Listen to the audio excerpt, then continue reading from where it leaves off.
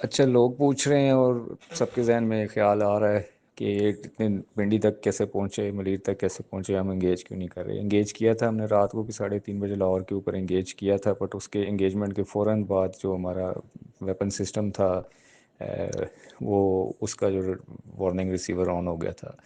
Which means کہ وہ detect ہو گیا تھا، جس کو ہم نے پھر شفٹ کرنا پڑا۔ یہ جو ڈرونز آ رہے ہیں ان پہ E S M suit mounted ہے۔ ان کا پرپز ہے کہ یہ ہمارے گراؤنڈ بیسڈ ایئر ڈیفنس کی ریڈیشنز کو ڈیٹیکٹ کریں، اور ڈیٹا لنک کے پیچھے یہ ہماری لوکیشنز کو ٹرانسمٹ کر دیتے ہیں کہ جو ان کے کمانڈ سینٹرز کو، کہ کہاں سے ان کو ہم نے لاک کیا ہے، جس کی وجہ سے ہمارے گراؤنڈ بیسڈ ایئر ڈیفنس کے جو سسٹمز ہیں، لو میڈز ہیں، ہائی میڈز ہیں، ان کی لوکیشن ڈسکلوز ہو جائے گی۔ اس لیے کل رات جب اس کو پہلے ایکٹیو ہم نے انگیج کیا ود ہارڈ کل، جس کو کہتے ہیں کہ ڈرون کو ہم نے میزائل سے مارا گراؤنڈ بیسڈ ایئر ڈیفنس سے،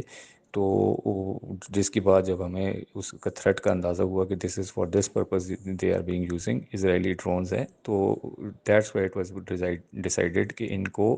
long range air defence systems جو کہ میزائل گائیڈنس سسٹمز پہ ورک کرتے ہیں اس پہ ہم نے نہیں انگیجمنٹ کرنی۔ ان کو آئیدر ہم نے سافٹ کل جس کو ہم کہتے ہیں تھرو جیمنگ ان کو گرائیں، یا پھر یہ جب ذرا نزدیک نیچی رینج میں آئیں تو ان کو ہم اپنے اور لیکن ویپن سسٹمز اور جو گن ویپن سسٹمز ہیں ان سے ہم ان کو شوٹ ڈاؤن کریں۔ تو یہ پروب کر رہے تھے، اور یہ پروب کرتے ہوئے یہ لوئٹر ہوئے ہیں، but they have been continuously monitored. ان کا روٹ آنے کا سارا وہ کر رہا تھا، بٹ اس کو engage through long range air defence missile system سے نہیں کیا گیا deliberately to avoid the detection of own systems. Henceforth جب سے وہ اپنی رینج سے انہوں نے آلٹیٹیوڈ کو انہوں نے کم کیا تو مزید پروبس ایز سیڈ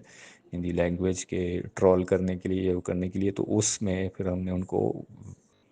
جو ایک ایک گن سے، اور لیکن ایک ایک گن سے ان میں ان کو کرایا۔ Thank you.